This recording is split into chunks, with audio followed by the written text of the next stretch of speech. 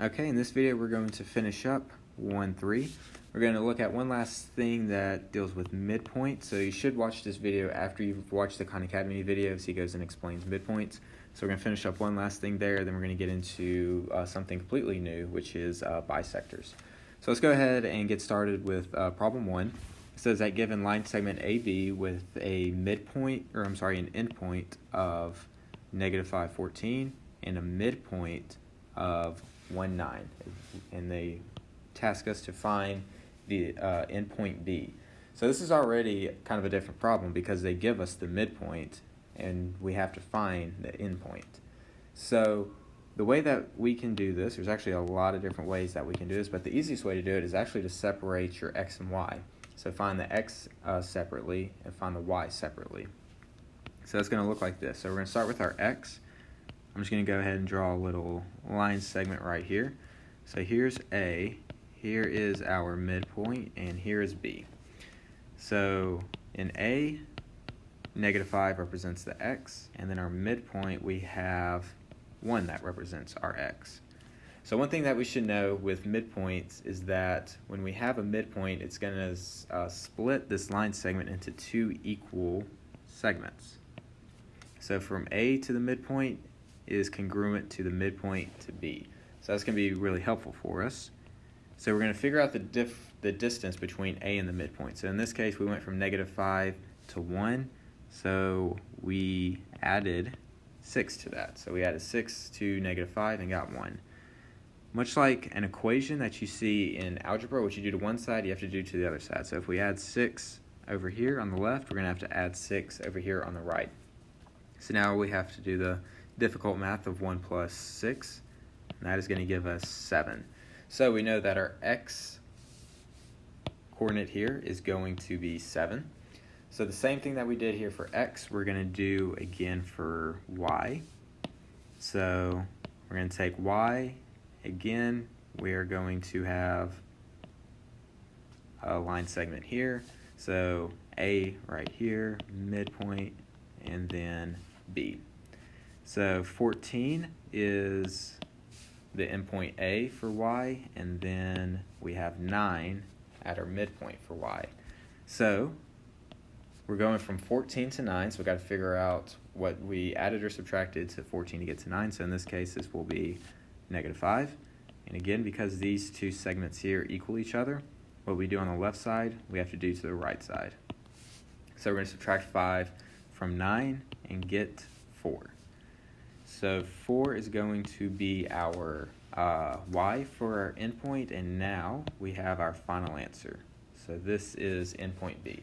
So there's a few different ways to work it. I think this is the easiest way to work it, splitting your x and y and going from there. But as long as we get this as our final answer, 7, 4, then we're good to go.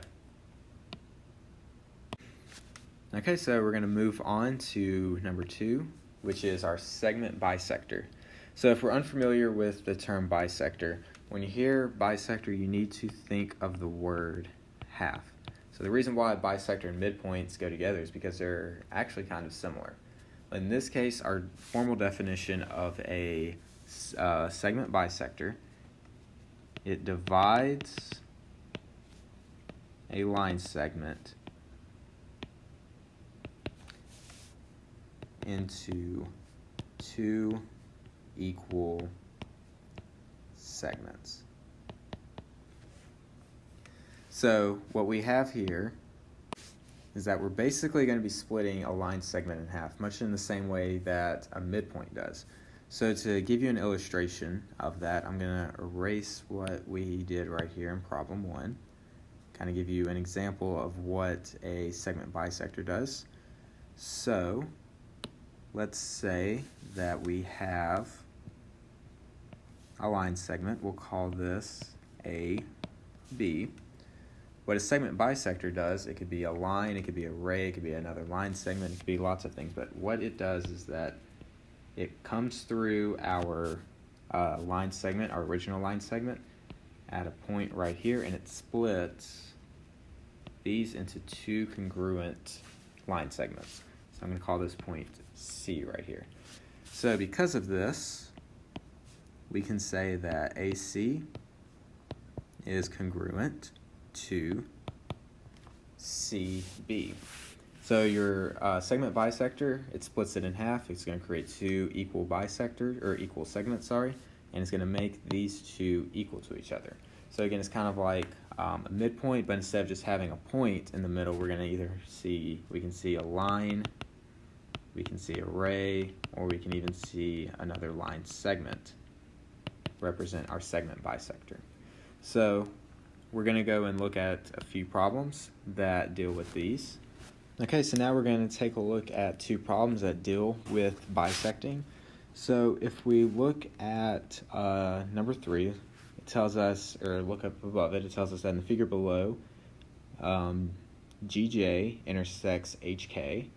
And if we look at exactly what that is telling us, we have this line segment right here is going to be bisecting this line segment right here.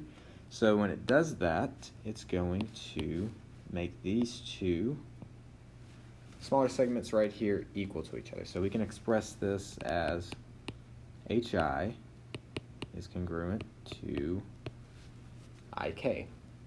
So if we look at number 3, it gives us each of those and gives us an expression with each of them. So the fact that we know that they equal each other, that's all we have to do with these expressions, is to set them equal. So it's going to look like that. And then getting to, or when we get to this step, this is something we should be familiar with. If you took algebra or any algebra 1 last year, come across a lot of problems like these. So we should know how to attack and solve these problems. So I'm going to subtract 2x from both sides. I'm going to add 17 to both sides. So I'm going to get 21 equals 3x. Divide both sides by 3, and we're going to get x equals 7. So we got half of it done. The last part is that it wants us to figure out what HK equals. So I'm going to change colors again. I'm going to erase this so I got some room. So we need to figure out what HK is. A few different ways that we can do that. Now that we have x, we can plug it back into our expressions here. So for HI, we're going to go plug 7 in here. So 14 plus 4 gives us 18. And then IK, we're going to do the same thing. Plug it in. Plug our 7 in. So we're going to get 35 minus 17. That's going to give us 18 as well. This should make sense. These two, we set these equal to each other, so it makes sense that those two opposite, or these two segments equal each other. Because we're getting the entire thing of HK, we're going to combine those together and get 36. So 36 is going to be the length of HK there. Okay, so now we're going to take a look at our last problem here. So in that little instructions, it told us that MK bisects HL. So these two line segments bisect each other. So this part right here bisects this entire line segment here. So when it bisects it like that, that's going to make, let me get the right color here. Here we go. So this and this are equal to each other. So from this we can say that HK is congruent to KL. Now you don't have to write this part each time. I'm just writing it out because it makes more sense for what we're about to do. But the fact that we know that those two equal each other, and we look at number 4, we see each of those. So just like in the problem before, we can set them equal to each other. So that's what we're going to do. We're going to get x squared plus 8 equals x plus 14. So now this one's a little different because instead of having just x with a variable, we have x squared. So that's going to create an interesting dilemma for us. But before we do that, we can't solve for x on its own because we have this x squared. So what we're going to have to do is move everything over to the same side of or the same side over here. So when we do that, we're going to get x squared plus 8. We subtracted this x over, so we're going to have minus x, and then we subtracted the 14 over, so that's going to be minus 14. And then because there's nothing over here, this is all going to equal 0. So to clean this up, we're going to kind of combine like terms and put it in an order that we're a little bit more familiar with. So we're going to move this x squared here. I'm going to put this x right after it, and then we have 8 minus 14, which is going to give us negative 6, and of course we can't forget our minus 0. So now, if we look at this should be a little familiar, and we should have some bells going off in our head, that the only way that we can survive, or that we can solve this and figure out what x is factoring. So different ways that we can factor. We can go with the box method, you have the x method, lots of different ways, but this one's a pretty simple one. We're going to have our parentheses of x and x. So we need two terms that multiply to give us negative 6, and then when we add them together we get negative 1. Luckily with 6 there's only two that could work. That would be 0 and 6, 2 and 3.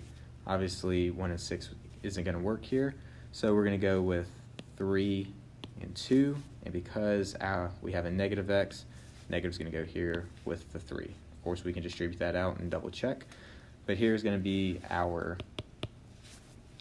inequality, so we got to figure out what our x is equal to make sure that we get to 0. So in this case that's going to be 3 and negative 2. So in this case x is going to be 3 and negative 2. So we get two answers here. Anytime we come across a problem that deals with bisecting that has this squared with it, that should be an indicator that we're going to probably have to end up factoring, and that we're going to get two answers there. So that's how we go about those problems.